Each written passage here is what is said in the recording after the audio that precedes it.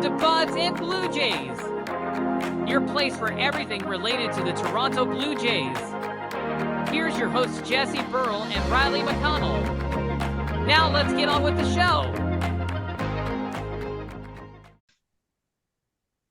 And just like that, our season is over. Good evening, everybody. It is Jesse Burrell, and that's Riley McConnell. Welcome to episode 139 of Buds and Blue Jays. And just as quickly as our postseason began, in the blink of an eye, it is done. We lost game one of the series to the Minnesota Twins 4-1, and we lose game two of the series to the Minnesota Twins 2-0. It is the Blue Jays' seventh straight postseason loss. In fact, no player on the current Blue Jays roster has hit a home run with the Toronto Blue Jays. Yikes. This is our instant and immediate post-game reaction. We are recording about 1.5 hours after the Blue Jays last pitch and after we watched Minnesota on the field. Riley, I watched the game. I know you watched the game. I know all of you guys watching at home watched the game, and we have a lot of things we want to say, Riley, but I want to pass it to you first. What are your thoughts after losing and officially being eliminated from postseason contention? I'm absolutely exasperated right now. I'm almost at a loss for words. It's very disappointing to see what happened in this series. We did not put our best baseball forward. We did not put our smartest baseball forward as far as playing, managing, any of that. It wasn't the effort it wasn't even the effort that scored us more than half a run a game over two games. We'll say that. In a playoff game where runs mean so much, our offense absolutely did nothing. And I'll give Minnesota a little bit of credit. They had some timely hits and took advantage of when we opened the door for them. But I mean, Jesse, you and I were at the Rogers Center last year. We saw an absolute massacre unravel in front of our own eyes. We watched the game today, but I don't know. We were in a group chat, obviously, with friends of the show, Kyle Gould and Isaac Bass, and I'm not gonna pussyfoot around this subject, Jesse. We were being pretty hard on the Jays, and by the middle innings, we all pretty much agreed that the ball game was over. We had lost hope at that point, and that sucks to say, and I hate to admit that, but I'm not going to come here and BS how we all felt about this ball game, about this series.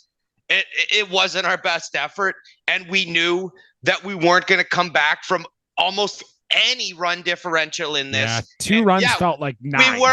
2 runs felt like 9. I was saying that to Isaac. It's like in hockey, how if you're down by 1 goal, it can feel like 3, and if you're up by 3 goals, it can feel like 1.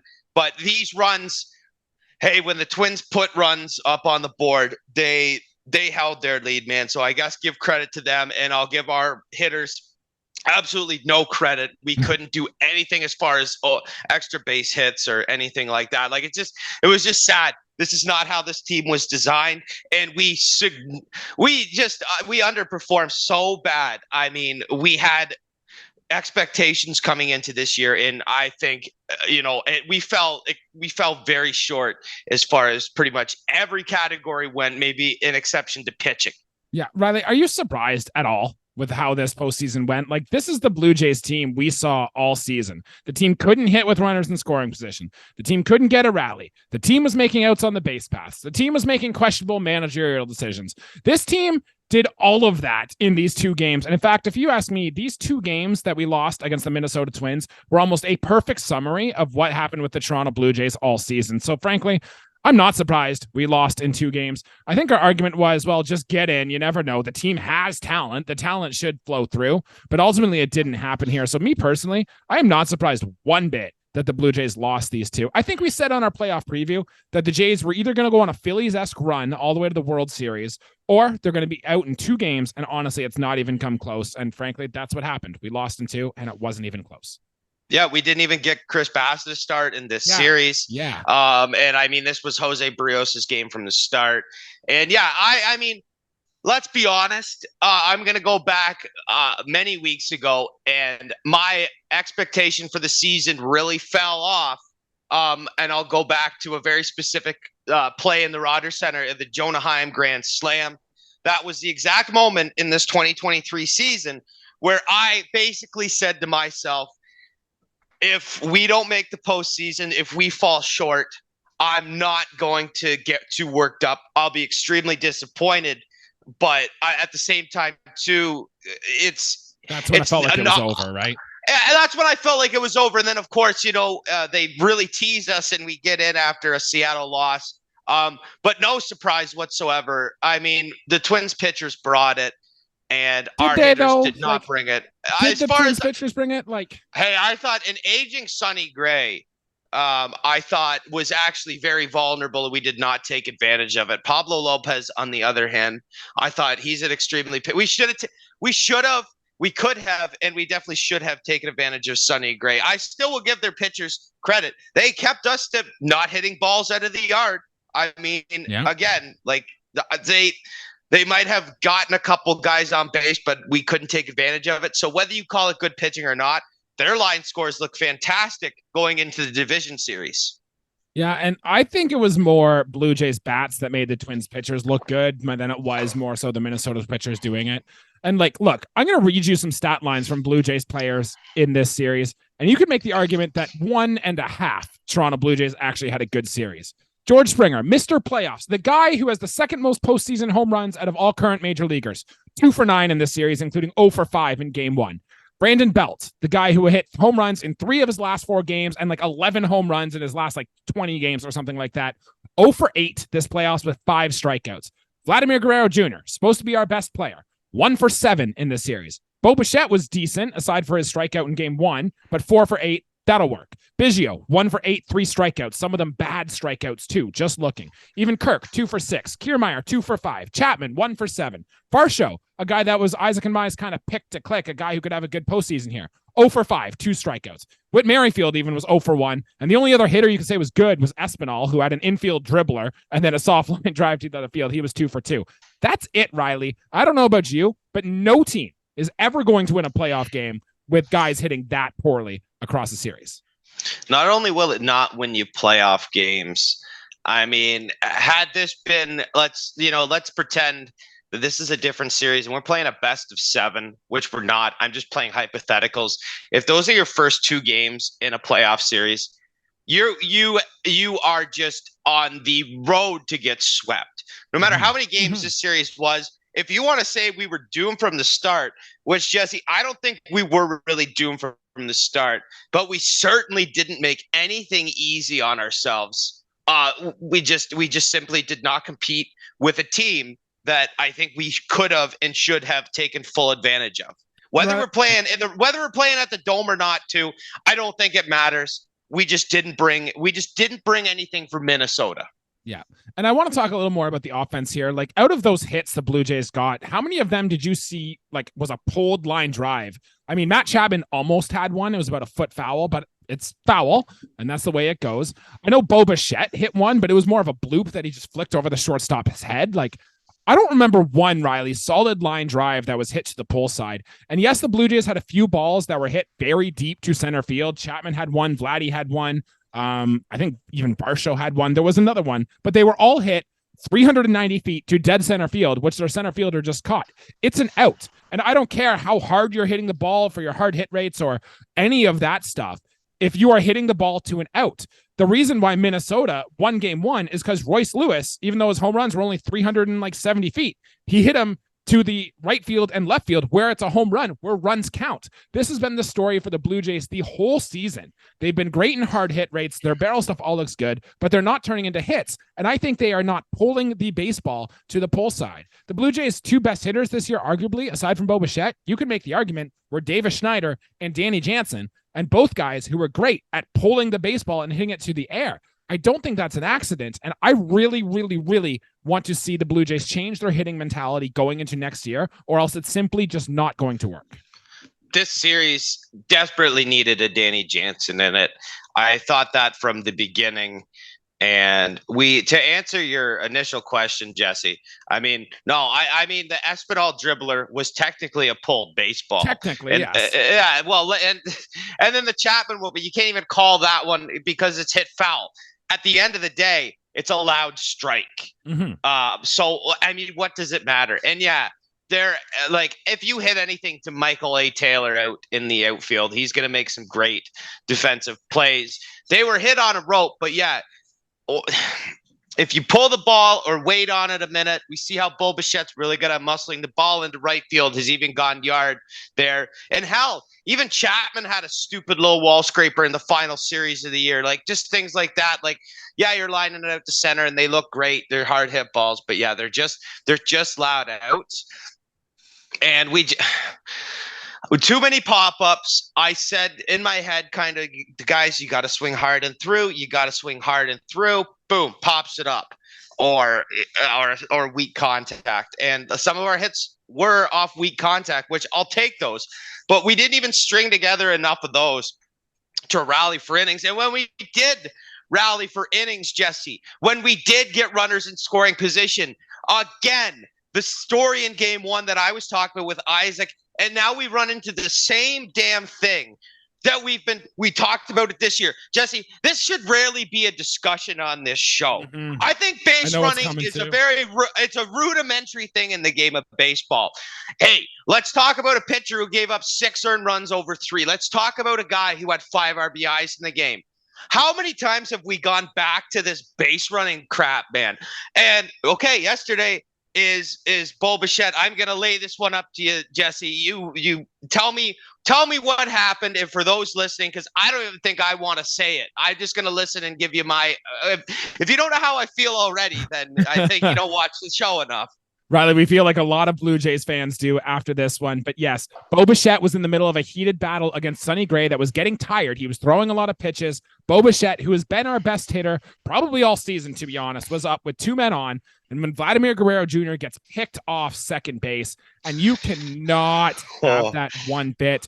And it's not like his lead didn't look egregious or whatever, right? But he did not look like he was in an athletic position to move either way. He kind of looked like he was just standing there, hands on his hips, ready to go. So when Carlos Correa ran back and was able to get there, and look, he was out. I don't know if you saw the replay. Sportsnet, at least the one that I was watching, never really showed a good replay. I think it's because they knew he was out right away. But yeah, he was out, and it cost them, dearly. Like, I think the run expectancy on that play shot down like maybe 20-something% in Minnesota's favor after that. And that's just a bad blow in a game where scoring 1 run feels monstrous, or in a game where you knew that runs are going to be at a premium. When you are making outs on the bases with your best hitter at the plate is frankly unacceptable at this point. And honestly, this is stuff that should be hashed out at spring training. I don't know if this is on Vladdy and his effort. We've talked about Vladdy and his effort and his laziness, quote unquote laziness, throughout the course of the season before. And is this on Vladdy to be better? Is he not motivated? And if that is the case, if he is not motivated, isn't that on your manager, John Schnider, to make sure your players are motivated and in a good spot? Because a situation like this in the playoffs where everything matters so much, that is unacceptable and cannot be happening. I'm calling for heads, man. That's awful. Hey, we'll get into that real quick about who's on the line. To the base running gaff, I think it simply came down to it was a lapse of concentration. Yeah, which can't happen, though. I know it can't happen, but this is Vladdy, like, not thinking, like, you need to be like you said, you need to be in an athletic pose. You need to know where, as a base runner, you need to know where the infielders are located.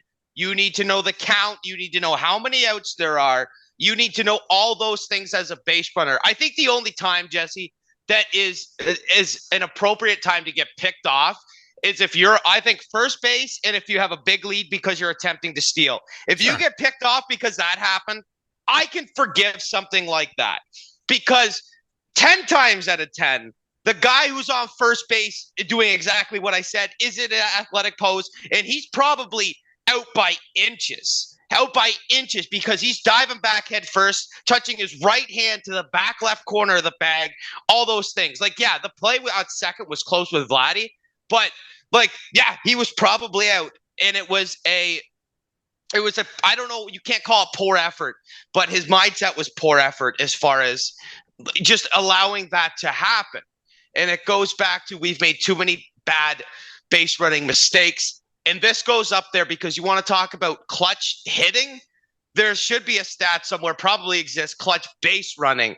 And that is detrimental. That is an Mhm. inning killer. Mhm. That is a playoff killer. That is a season killer, really. Where everything matters. Regular season doesn't matter. Everything in this game 2 is the only thing that matters. And whoever dropped the ball, whether that's coaching or Vladdy, we'll talk about who's heads on the chopping block. We'll get way more into that in the next episode. But for right now, yeah, Vladdy's got to be smarter on the base pass. He's not the only one to blame, but in this situation, I believe he's the only one to blame. It's not on the coaches. They're not out there holding his hand on second base. Like, I also want to point out, like, I understand target field was loud, but can't you hear the guy sprinting behind you? Like, is that not something you can listen to and hear for? Like, Vladdy must not, like, Carlos Correa 6'4". Like, he's not a small guy. Like, I don't know. Is he running on his feet, like his toes after his torn ACL or whatever? Like, I don't know. I think it's absolutely ridiculous. And well, that's not true. I've been hurt at baseball games before, but that one really, really did sting.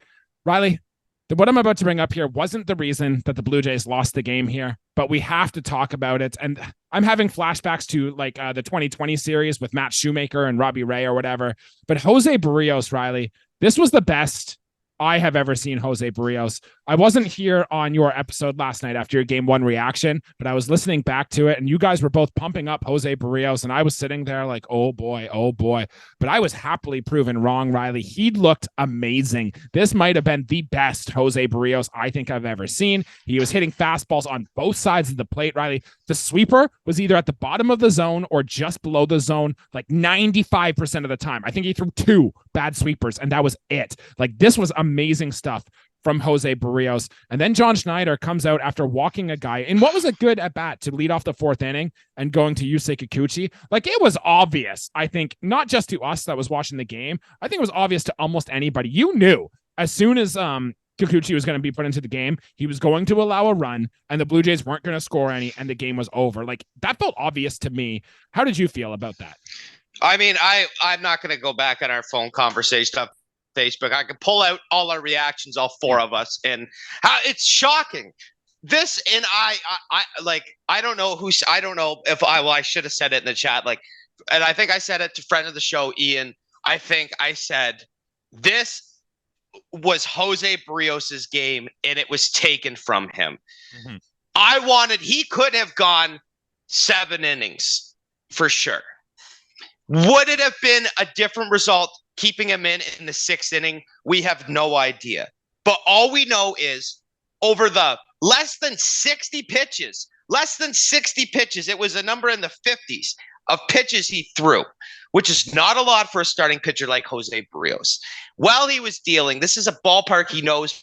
Maybe him and the mound at Target Field have something. I don't know.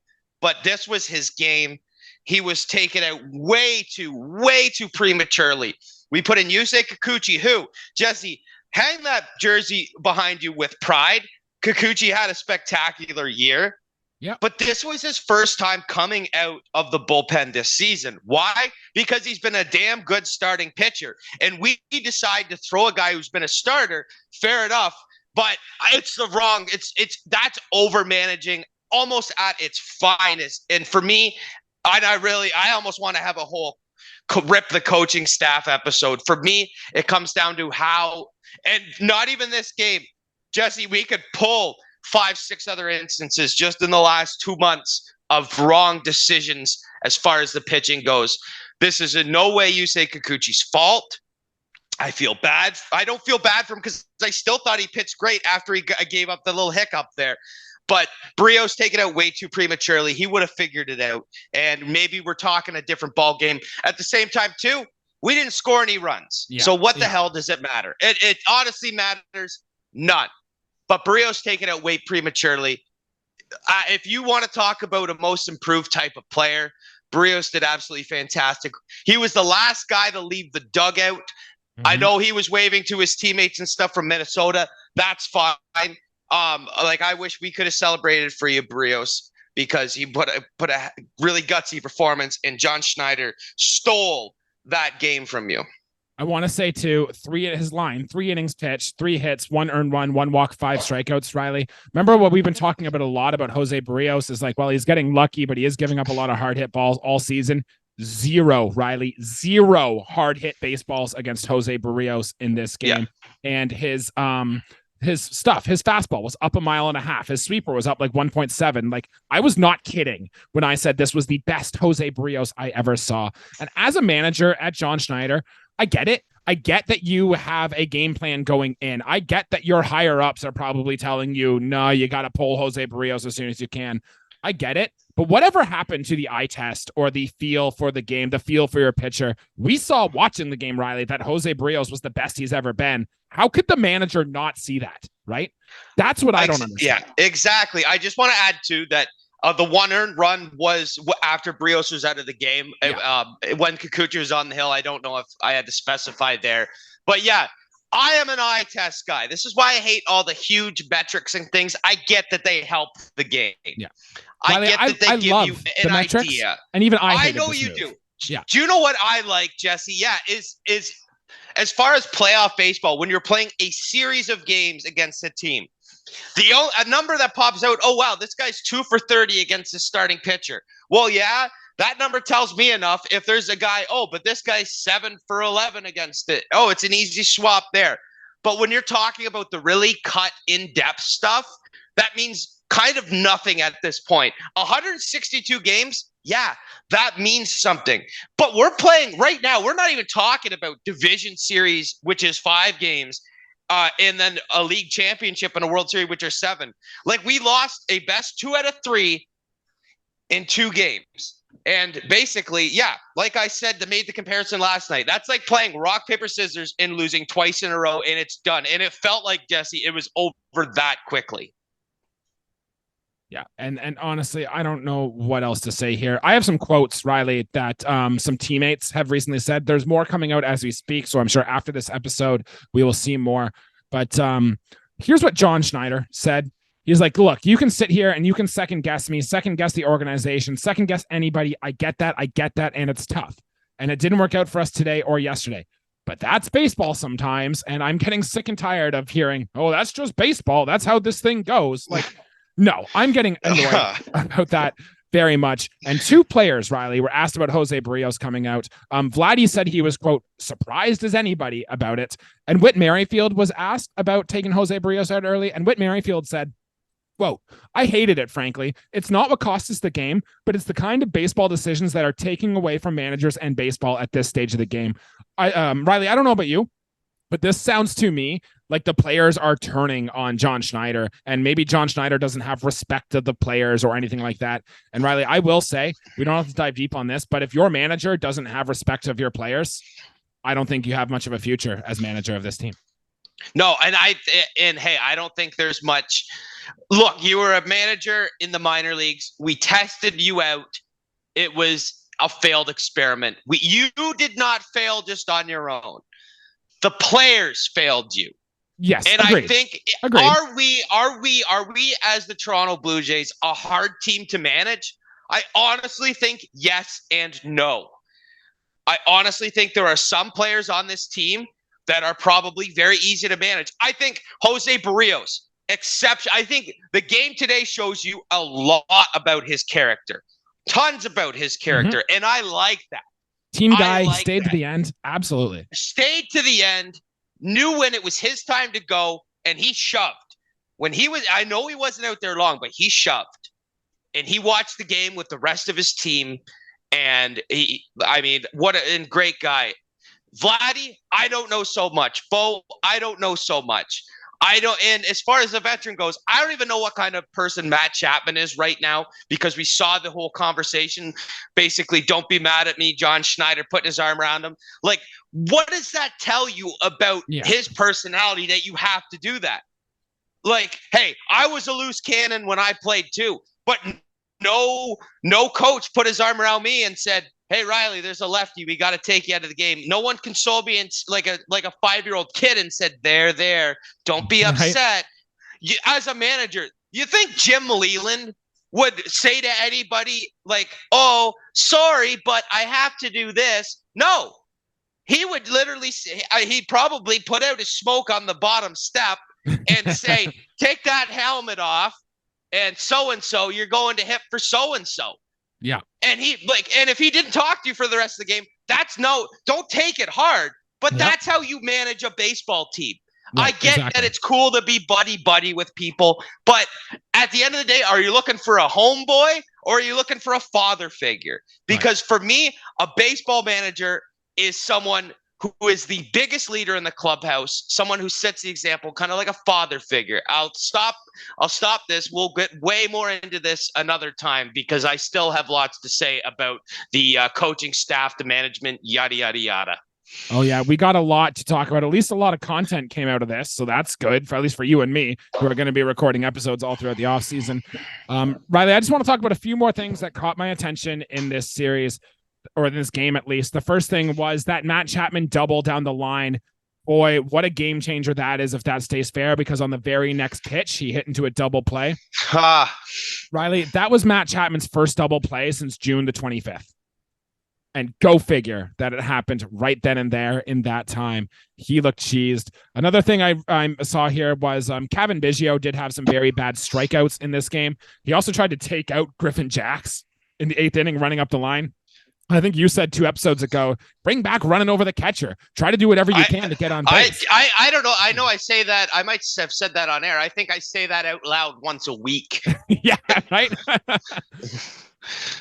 Yeah, so we wanted to see that. That was cool. I don't love that Davis Schneider didn't see the field. I don't love that that Chris Bassett never saw the field in this game. I really think the Blue Jays could have done more, and I do not think we left our best on the field.